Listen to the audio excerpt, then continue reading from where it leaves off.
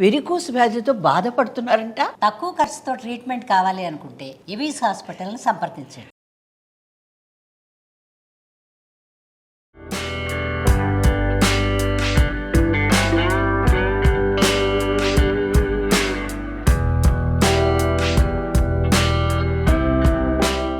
నమస్కారం.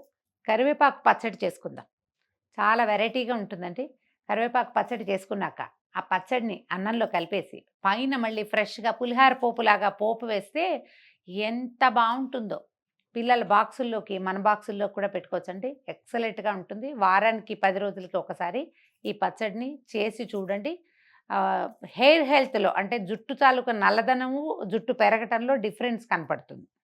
కరివేపాకును శుభ్రంగా కడిగి బట్ట మీద కాసేపు ఆరనిచ్చి తుడిచిపెట్టుకోండి. తర్వాత మనం చేయదలుచుకున్న పచ్చడి బట్టి అందాజుగా ఇది మనం ఒక చిన్న అంత ఉసిరికాయ అంత చింతపండుని వేడి నీటిలో వేసి నానబెట్టి పక్కన పెట్టుకోండి. ఒక చిన్న తిరగమాత పెట్టుకుందాం. స్టవ్ ఆన్ చేసి మూకుడు పెట్టుకుందాము.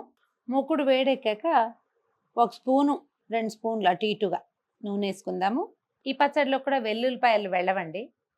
జనరల్గా ఆకుకూర పచ్చళ్ళలో అంటే కొత్తిమీర పుదీనా చేసేటప్పుడు చింతపండుతో పాటు కొంచెం బెల్లం పెట్టుకుంటాం. కానీ కరివేపాకు పచ్చడికి బెల్లం అంత ఎక్కదు. బెల్లం పెట్టకూడదు, పెట్టకుండానే చేసుకోవాలి. అందుకని ఇక ఇందులో నో బెల్లం, నో వెల్లుల్లిపాయలు, ఓన్లీ కరివేపాకు అంతే. అది కొంచెం వెచ్చబడ్డాక ఒక చిన్న స్పూను మెంతులు వేయచ్చు. మెంతులు వేగి ఎర్రబడ్డాక ఓ పెద్ద స్పూను ఆవాలు. ఆవాలు చిటపటలాడగానే ఒక పెద్ద స్పూను మినపప్పు.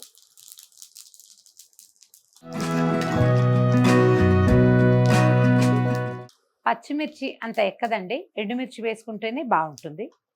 సుమారుగా ఈ కప్పు కరివేపాకు తీసుకున్నాం అనుకోండి, కనిపిస్తోంది కదా, అంత ఆకు అనుకోండి, దానికి ఇది సరిపోతుంది అనమాట. ఓ 12, 13 అట్లా మిరపకాయలు వేసుకోండి. ఎండుమిర్చి కొంచెం వేగనిస్తే బాగుంటుంది.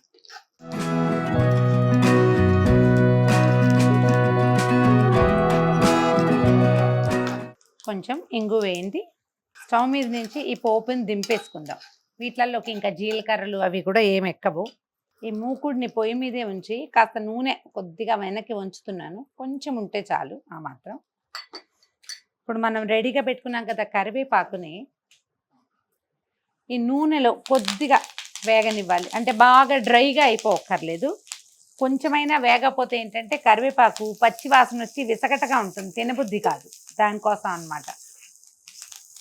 అలాగా కొంచెం అట్లా అంటే కాస్త కలర్ మారి కొంచెం మెత్తబడితే చాలు ఇది మనకి. దీనికి ఏం చేస్తామంటే మనం కొద్దిగా పసుపు, తర్వాత ఉప్పు జల్లేస్తాం. ఉప్పు వల్ల ఏమవుతుంది, తడి వచ్చి కొంచెం ఆకు మెత్తగా మగ్గినట్టు అవుతుంది.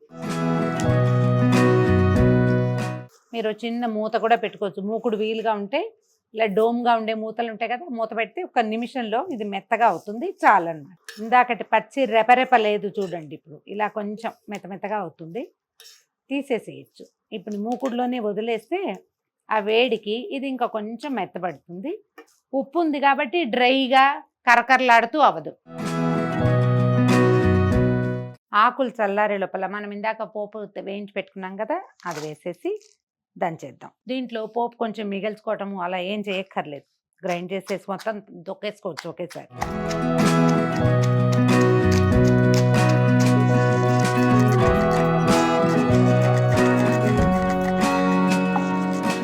ఈ కారం మెత్తగా అయిపోయాక మనం చింతపండు నానబెట్టి పెట్టుకున్నాం కదా, ఈ నానబెట్టిన చింతపండును కూడా వేసేసి మెత్తగా నూరి తర్వాత ఒక కొద్దిగా ఆకులు వేసుకుంటూ నూరేసుకోవాలన్నమాట. మనం రోట్లో రుబ్బిన పచ్చడికి తొక్కిన దానికిను మిక్సీకి టెక్స్చర్లో చాలా తేడా ఉంటుందండి.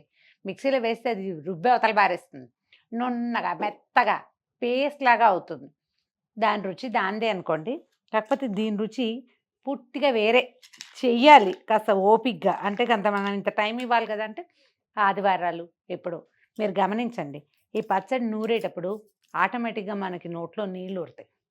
పర్ఫెక్ట్గా ఉప్పు కనుక పడిందంటే తినబుద్ధి అవుతుంది వెంటనే. ఆ తినిపించేలాగా అనిపించటమే అసలైన రుచి. కాబట్టి ట్రై చేసి చూడండి. ఇదిగోండి బ్రహ్మాండమైన కరివేపాకు పచ్చడి రెడీగా ఉంది. దీన్ని కొంచెం పలచగా కావాలి, మనకి ఇంత గట్టిగా ఉండకూడదు పచ్చడి అంటే.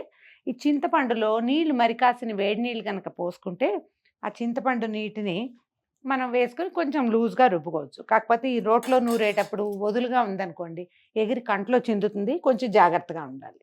కరెక్ట్గా చిన్న ముద్ద చూడండి ఎంత బాగా వచ్చిందో.